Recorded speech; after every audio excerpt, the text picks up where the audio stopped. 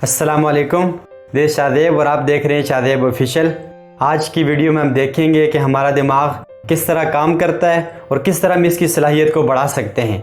अगर आपने जॉन मेडिना की बुक का रिव्यू नहीं देखा तो इस वीडियो का लिंक ऊपर मैंने इन्फो कार्ड में दे दिया है, आप जाकर पहले रिव्यू देखें, उसके बाद आकर ये वीडियो देखें। इंशाल्लाह ये आपको सही समझ आएगी। आज इन 12 पॉइंट्स को हम देखेंगे और एक एक को कवर करेंगे इंशाल्लाह। तो चलिए वीडियो शुरू करते हैं। पहला पॉइंट है एक्सरसाइज। एक सेहतमंद जिस्म के अंदर ही एक सेहतमंद दिमाग होता है और इसके अंदर आथर ने एक बहुत प्यारी स्टोरी शेयर की है। एक रिसर्च की है कि 80 साल के दो बूढ़े होते हैं, एक जेम और एक फ्रैंक। जो जेम होता है वो बहुत ही ज़्यादा डल होता है और वो सारी की सारी अपनी जो है वक्त वो तन्हाई के अंदर गुजारता है। वो चाहता है कि बस उसके साथ कोई बात ना करे और बस एक कोना पकड़कर ज़िंदगी गुजार रहा होता है। जबकि फ्रैंक होता है वो अपनी ज़िंदगी खुश गुजार रहा होता है, दोस्तों के साथ इंजॉय कर रहा होता है और एक्सरसाइज पे जा रहा होता है और सारी की सारी एक्टिविटीज़ के अंदर जितनी भी सोशल एक्टिविटीज़ हैं उनके अंदर वो जो है शिरकत कर रहा होता है। तो उनकी जब उनके ऊपर रिसर्च की जाती है, उनको देखा जाता है कि किस तरह ये एक बंदा जो है, दोनों एक एज के हैं और दोनों दोस्त हैं, एक तन्हाई की ज़िंदगी गुजार रहा है और मौत का इंतज़ार कर रहा है, जबकि दूसरा अभी ऐसा ज़िंदगी गुजार रहा है कि जैसे कि एक जवान की तरह। जब उन्होंने देखा, उनके टेस्ट किए गए, उन पर सारी रिसर्च की गई तो देखा कि फ्रैंक के अंदर एक चीज़ डिफरेंस थी वो जेम से। वो क्या थी? वो रोज़ एक्सरसाइज किया करता था। उस एक्सरसाइज की वजह से उसका माइंड जो है उसी तरह ग्रो कर रहा था और उसका माइंड जो है उसकी बॉडी की तरह पावरफुल था। तो उसी तरह सारी की सारी एक्टिविटीज़ में जो है शिरकत कर रहा था। तो आथर कह रहे हैं कि जब हम एक्सरसाइज करते हैं तो हमारे जिस्म के अंदर जो पुराने सारे के सारे सेल्स होते हैं वो आहिस्ता आहिस्ता डिस्ट्रॉय हो रहे होते हैं और जब बॉडी के अंदर जो है फ्लो तेज़ हो जाता है तो आहिस्ता आहिस्ता नए सेल्स क्रिएट होते हैं और ये नए सेल बॉडी के अंदर ब्लड के अंदर क्रिएट होते हैं। तो जब माइंड को जो है फ्रेश ब्लड मिलता है तो उसकी थिंकिंग के अंदर जो है और इजाफा हो जाता है। तो आथर कह रहे हैं कि जो लोग एक्सरसाइज करते हैं तो उनका माइंड, जो लोग एक्सरसाइज नहीं करते उनकी बनिस्बत शार्प होता है। तो हम एक्सरसाइज को अपनी लाइफ के अंदर ऐड करें और अपने माइंड की कैपेबिलिटी को और अपनी माइंड की थिंकिंग को जो है बूस्ट करें। दूसरा पॉइंट है हमारे पास सर्वाइवल, कि इंसान इसी तरह सर्वाइव करता गया जैसे जैसे इसकी नीड्स और इसकी वांट्स बदलती गई। जब इंसान ने देखा कि इसकी ज़िंदगी ज़रूरियात बदल रही हैं तो इसकी थिंकिंग और इसकी सोच बदलती गई। जैसे इसके मसाइल बदलते गए, इनकी प्रॉब्लम्स बदलती गई, इसकी थिंकिंग बदलती गई और उसने अपने आप को इस तरह ढालता गया और अपना माइंड भी इसी तरह ये ग्रो करता गया।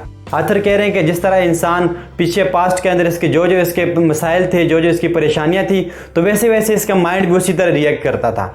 आज जिस तरह की दौर बदल चुका है और लोग बदल चुके हैं, इन्वायरमेंट बदल चुका है, नीड्स बदल चुकी हैं, तो इंसानी जो सोच है, जो थिंकिंग है वो भी बदल चुकी है। और अभी पहले जो माइंड था वो इंसान का कैट्स की तरह, जानवरों की तरह इस तरह की सोच होती थी, किसी तरह बस अपना काम कर लूँ और मकसद का काम हो जाए और बाकी किसी की परवाह नहीं होती थी।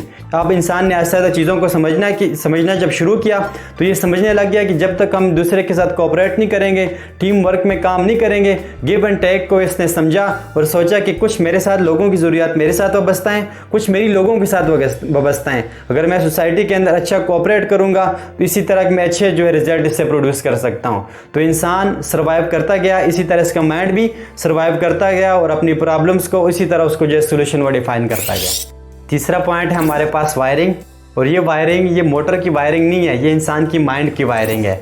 और हर इंसान का जो माइंड है वो अलग तरह से वायर्ड है। अभी एक क्लास के अंदर अगर स्टूडेंट्स हैं, टीचर उनको समझा रहा है, एक ही क्वेश्चन समझा रहा है, अगर वो 30 बच्चे हैं या 35 बच्चे हैं तो हर एक बच्चा उस क्वेश्चन को उस लेवल पर जाकर उस चीज़ को समझेगा।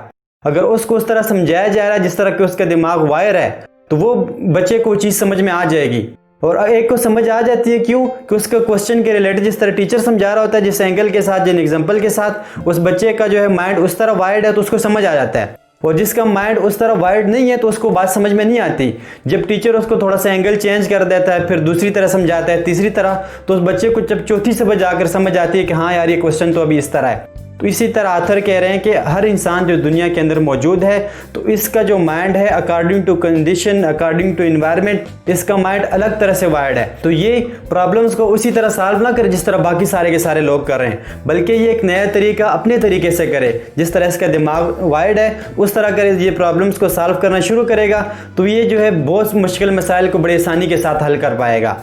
तो ये कभी भी नहीं सोचना चाहिए कि एक बंदे को एक बात अगर आप समझा रहे हैं एक तरीके से उसको अगर समझ नहीं आ रही तो उसका हरगिज़ ये मतलब नहीं है कि उस बंदे का दिमाग कमज़ोर है, कोई मसला है उसको, बल्कि नहीं, उसकी जो दिमाग की वायरिंग है वो उसको दूसरे एग्जाम्पल से समझ आएंगी, दूसरे तरीके से, दूसरे मेथड से उसको चीज़ समझ आएगी। तो आप मेथड बदल कर देखें और उसके अकॉर्डिंग वो बात उसको समझाने की कोशिश करें तो समझ में आ जाएगी। अगर आपको भी कोई बात समझ नहीं आ रही तो मेथड बदल कर देखें, अपने नेचर के मुताबिक उस चीज़ को देखें तो आपको बात समझ में आ जाएगी। चौथा पॉइंट है हमारे पास अटेंशन, जो मोस्ट इंपॉर्टेंट पॉइंट में से एक पॉइंट है। आथर कह रहे हैं कि हमारा माइंड मल्टीटास्किंग के लिए नहीं बना, हम एक वक्त में 3-3 4-4 काम नहीं कर सकते हैं। अगर आप किसी को ईमेल भी लिख रहे हैं, साथ आप कॉल भी कर रहे हैं, साथ आप पोस्ट भी लिख रहे हैं और साथ आप जो है कुछ और काम भी कर रहे हैं, तो आपकी परफॉर्मेंस बिल्कुल अच्छी नहीं रहेगी, क्योंकि इंसानी जो माइंड है ये सिंगल टास्क के लिए बना है। और जब ये सिंगल टास्क कर रहा होगा तो इसकी सारी की सारी टेंशन उधर फोकस होगी। और क्या है कि लर्निंग के लिए अटेंशन बहुत ज़रूरी है। अगर आप देखें कि ज़िंदगी की वो चीज़ें जो आपको याद रह गई हैं तो उस चीज़ में आपने की अटेंशन थी तब वो आपको याद रह गई हैं। जहाँ आपकी अटेंशन ना हो वो चीज़ें आप कभी भी आपको याद नहीं रहेंगी। इसमें आथर कह रहे हैं कि कभी भी डिटेल में जाने से पहले उस चीज़ की अटेंशन बताएं और उस चीज़ की मीनिंग बताएं। जैसे कि अक्सर मूवीज़ के अंदर होता है तो मूवी रिलीज़ होने से पहले वो लोग ट्रेलर बताते हैं, तो ट्रेलर के अंदर जाकर वो सारी की सारी अपनी ऑडियंस का जो है अपनी तरफ जो है अटेंशन ग्रैब करते हैं और फिर वो लोग इसके इंतज़ार में होते हैं कि कब वो 2 घंटे की मूवी आएगी। उस 2 मिनट की अटेंशन की वजह से वो 2 घंटे की या 2.5 घंटे की मूवी का इंतज़ार कर रहे होते हैं। तो आप जब भी कोई काम करना चाहें तो उसके अंदर अटेंशन क्रिएट करें। जब अटेंशन क्रिएट हो जाएगी तो आहिस्ता आहिस्ता वो चीज़ आपको समझ में भी आ जाएगी और आपको याद भी रह जाएगी। आपकी अटेंशन नहीं होगी तो आप उस चीज़ को समझ भी नहीं पाएंगे और आपको याद भी नहीं रहेगी। तो अटेंशन बहुत ज़रूरी है। 5वां पॉइंट है हमारे पास short term memory. Short term memory को हम वर्किंग मेमोरी भी कहते हैं। जिस तरह के कंप्यूटर्स के अंदर कैशे मेमोरी होती है, कैशे मेमोरी के अंदर जो चीज़ें कंप्यूटर काम कर रहा होता है उस वक्त उसके लिए वर्किंग के लिए चाहिए होती हैं तो वो उसके अंदर मौजूद होती हैं। जैसी वर्किंग कंप्लीट होती है तो कैशे मेमोरी से वो मेमोरी की सारी जो है डिलीट हो जाती है और कैशे मेमोरी फास्ट होती है। इसी तरह इंसानी माइंड के अंदर शॉर्ट टर्म मेमोरी है। अगर शॉर्ट टर्म के लिए हम कोई चीज़ काम कर रहे हैं उसको याद रखते हैं 30 मिनट के लिए या 1 घंटे के लिए, जैसे कि मैंने आपको रिव्यू के अंदर बताया कि जैसे आप मार्केट के अंदर जा रहे हैं कोई चीज़ परचेज करनी है तो मार्केट जाने तक और लेने तक आप वो चीज़ याद रहेगी और वापस आकर वो चीज़ आप भूल जाएंगे।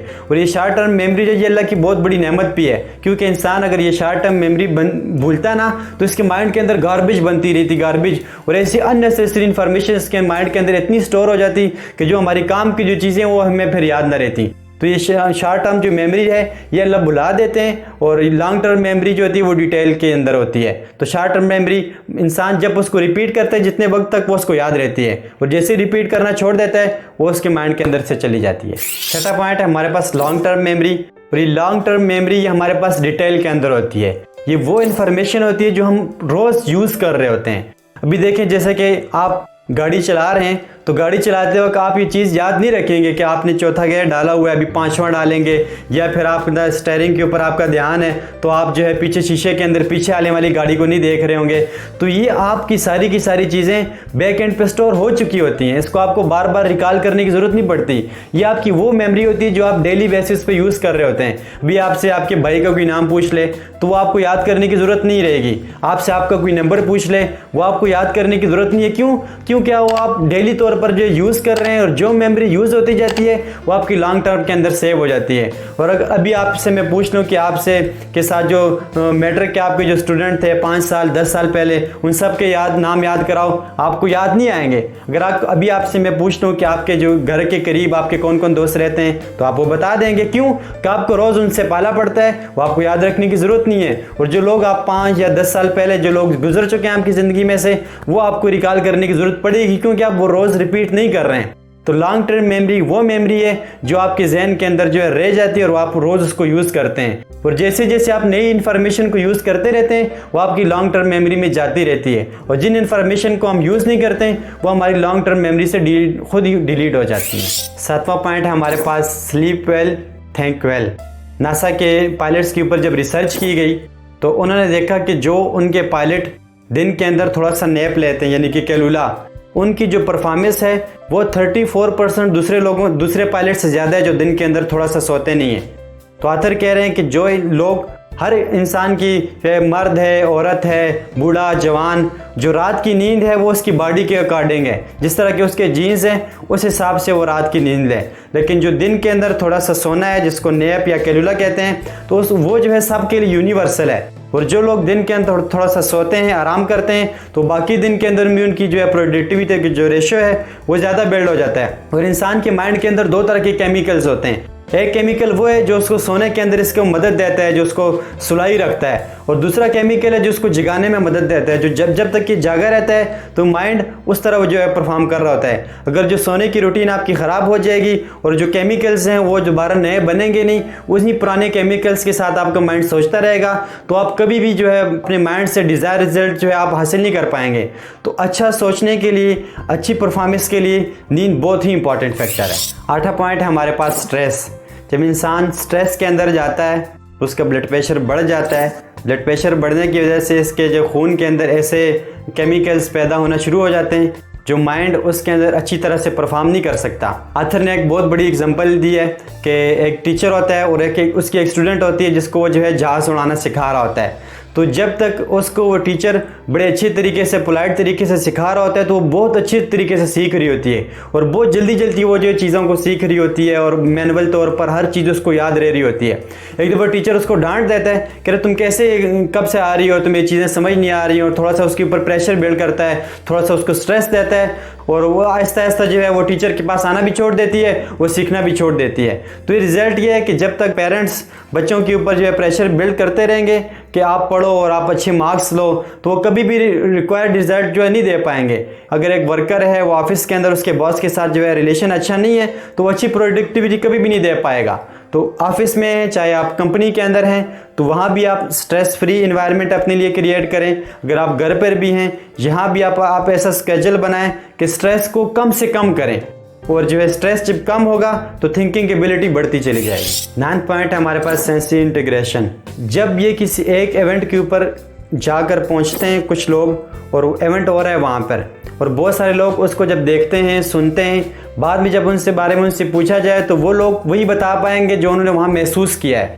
और हर बंदा हर चीज़ को अलग माइंड से महसूस करता है, अलग तरीके से एंगल को देखता है, अलग तरीके से चीज़ों को सुनता है। इसी तरह इंसान जब किसी चीज़ के साथ कोई टेस्ट इसको हासिल हो जाए ना, तो जब वो दोबारा उस जगह पर जाता है तो उसे याद रह जाता है कि यार मुझे इस जगह से ये टेस्ट मिला था।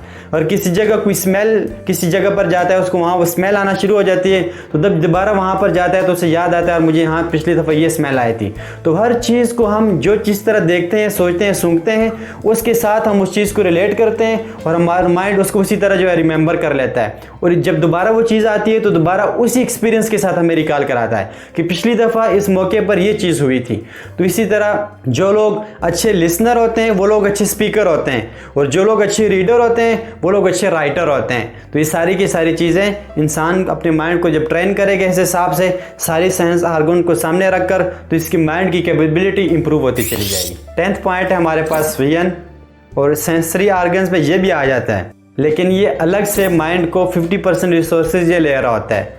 जो चीज़ें इंसान देखने के ज़रिए से, जो चीज़ें इंसान समझता है, वो इसको बाकी आर्गन्स के ज़रिए से उस तरह समझ में नहीं आती हैं। और चाहे लिखने वाले फार्म में हो, चाहे बोलने वाले फार्म में हो, चाहे जिस फार्म के अंदर भी डेटा हो, अगर उसके सामने में इंसान वीएन वाला डेटा आ जाए तो ये डेटा अपने माइंड के अंदर ये जल्दी स्टोर कर लेता है बनिस्बत और चीज़ों के। अब हम देखते हैं कि हम वो देखते हैं कि जो हमारी आँख देख रही है, लेकिन असल में हमारा दिमाग देख रहा होता है। जो चीज़ें हमारे दिमाग के अंदर सेव हो चुकी होती हैं इस आँखों के रास्ते से, तो उसी तरह हमारी सारी की सारी बॉडी रिएक्ट कर रही होती है। तो अगर किसी की पर्सनैलिटी को आपने जज करना हो, अगर कोई बंदा किसी तरह रिएक्ट कर रहा है और किसी तरह बोल रहा है या किसी तरह वो उसकी आदतें हैं, तो समझ जाएं इसका देखना 50% उस चीज़ों जैसा है। उसके माइंड के अंदर उस तरह का डेटा सेव है, तो उस तरह के उसके सारे एक्शंस परफॉर्म हो रहे हैं। तो विजन, जिस चीज़ों को आप रिमेंबर करना चाहते हैं, तो उसके लिए विजन को जो है, अपनी पावर को जो है, विजन पावर को स्ट्रांग करें।